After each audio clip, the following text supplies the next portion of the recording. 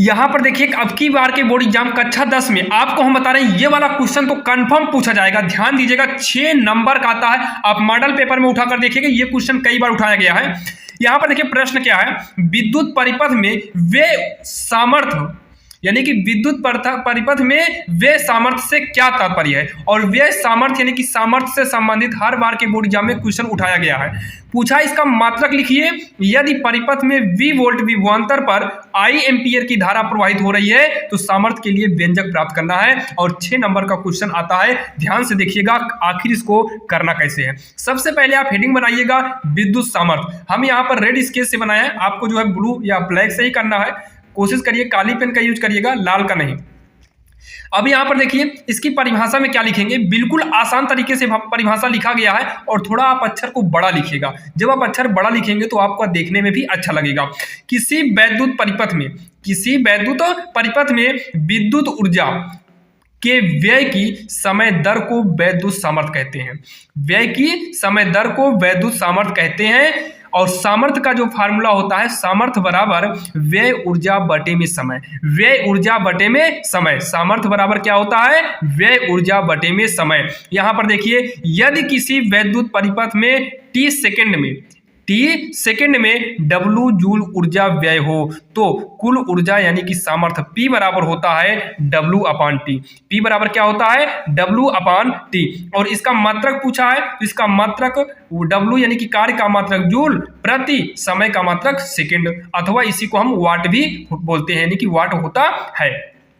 फिर दूसरा इसी में जो है दूसरा क्वेश्चन क्या उठाया था, यदि परिपथ में V विभवांतर पर I धारा T समय तक प्रवाहित हो तो व्यय ऊर्जा बराबर होता है W बराबर VIT। W बराबर क्या हो जाता है, VIT होता है। परिपथ की सामर्थ्य, अभी ये फार्मूला देखे थे, P बराबर W/T था और W के स्थान पर अब रख देंगे VIT। क्या रखेंगे, VIT। T से T कट गया, P बराबर हो गया VI। और यही व्यंजन हमें प्राप्त करना था। लास्ट में देखिए और भी कुछ पूछा है क्या, ये पूछा है प्रवाहित धारा हो रही है तो सामर्थ्य के लिए व्यंजन प्राप्त करना है, तो सामर्थ्य के लिए व्यंजन हो गया।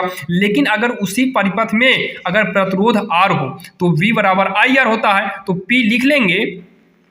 जहां पर देखिए V बराबर क्या होता है IR, और I का मान निकालेंगे तो V पक्षांतर करके बटे में कर देंगे। I को लिखेंगे, V अपने स्थान पर है, पक्षांतर करेंगे तो बटे में आ जाएगा, ये हो गया। और इसी में जो है P बराबर V है तो P बराबर V I के स्थान पर V बटे R किए हैं, तो V बराबर हो जाएगा, यानी कि V का V में गुणा कराएंगे V² बटे R। और यही हमें व्यंजक प्राप्त करना था, लिख देंगे अतः यही व्यंजक है। और आप इतना कर दीजिएगा, आपका 6 नंबर बोर्ड एग्जाम में कहीं पर भी नहीं गया है। अब यहाँ पर एक क्वेश्चन और देख लेते हैं जो कि उसी पर आधारित है, जो कि ये भी बोर्ड एग्जाम में 6 नंबर का पूछा जाता है। यदि 1.5 अपवर्तनांक वाले कांच के प्रिज्म का कोण, यदि 1.5 अपवर्तनांक वाले कांच के प्रिज्म का कोण, तो प्रिज्म का कोण दिया है 60 अंश दिया है। प्रिज्म के प्रिज्म से अल्पतम विचलन कोण, प्रिज्म के प्रिज्म से अल्पतम विचलन कोण पूछेगा आपसे, ये भी 6 नंबर जो कि आप देखे होंगे। प्रकाश वाले के सेकंड पार्ट में, सेकंड पार्ट का मतलब है कि प्रकाश में जो है पहला मान आता है नॉर्मल अवतल दर्पण लेंस, फिर उसके बाद आता है प्रिज्म वाला यानी कि मानव नेत्र वाला। उसमें से जो है ये आपसे पूछता है, जो कि अपवर्तन कोण से संबंधित भी कई सारे कोण, मतलब कई सारे क्वेश्चन उठाए गए हैं। तो सबसे पहले कोण दिया था, तो प्रिज्म का कोण एंगल A बराबर हो गया 60 अंश। अल्पतम विचलन कोण को हम डेल्टा एम से दिखाते हैं, तो यहाँ पर लिख दे रहे हैं डेल्टा एम बराबर क्वेश्चन मार्क है, अपवर्तनांक कितना दिया है 1.5। ये देखिए ये 1.5 अपवर्तनांक दिया, अपवर्तनांक 1.5 है। तो इसका मेन जो फार्मूला होता है प्रिज्म के पदार्थ का अपवर्तनांक, ये फार्मूला होता है n बराबर sine of A plus delta M बटे 2 पूरे के बटे में साइन A/2 इसका फार्मूला होता है।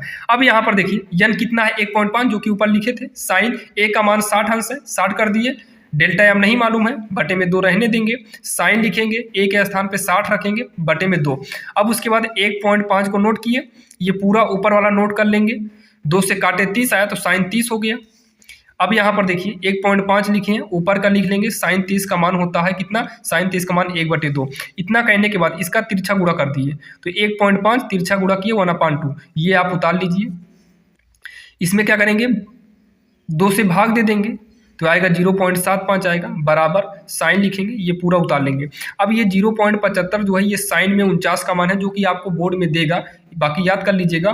तो साइन 49 का मान है, तो साइन से साइन कट गया, 49 बचा है, और यहाँ देखिए तिरछा गुणा कर देंगे तो 49 दूनी 98 हो जाएगा, और 60 प्लस डेल्टा एम लिख लेंगे। तो 60 को 75 करके इधर कर दिए तो हो गया माइनस का 60, किसमें हो गया, माइनस का 60 हो गया है डेल्टा एम, घटाएंगे 38 बराबर डेल्टा एम, और ये पूछा था तो लिख दिया अतः प्रिज्म का अल्पतम विचलन कोण डेल्टा एम बराबर कितना, 38 अंश, और यही इसका फाइनल आंसर होगा। आप दोनों क्वेश्चन को पढ़ लीजिएगा, इन दो में से एक क्वेश्चन तो इस बार की बोर्ड एग्जाम में कंफर्म उठाएगा। आप लोग ध्यान दीजिएगा, पढ़ के जाइएगा, कहीं ऐसा ना हो कि वहां पर पछतावा हो। तो चलिए, यहाँ पर आपको हमने 2 क्वेश्चन बताया जो कि काफी इंपॉर्टेंट थे, और ऐसे वीडियो के लिए हमारे चैनल को सब्सक्राइब कर लीजिए, क्योंकि हम जितने भी इंपॉर्टेंट क्वेश्चन है आपको कम से कम समय में करा देंगे, क्योंकि परीक्षा चालू हो चुकी है। आज हिंदी का पेपर है।